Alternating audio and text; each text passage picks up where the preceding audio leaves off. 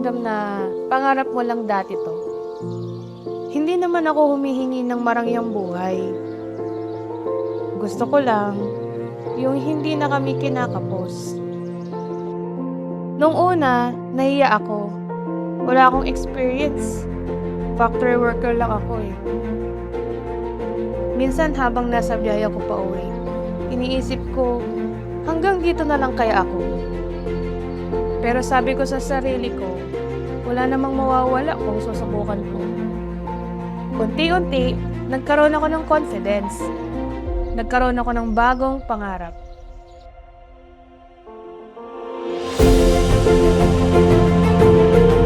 Noong nahawakan ko na yung susi, parang gusto kong umiyak.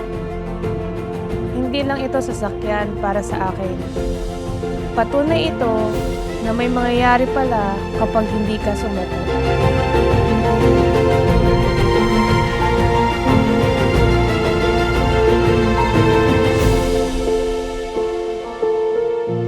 Ako si Claudine Castro, dating factory worker. Isang boses, isang layunin, tungo sa tagumpay. God is our refuge and strength. Psalm 46:1.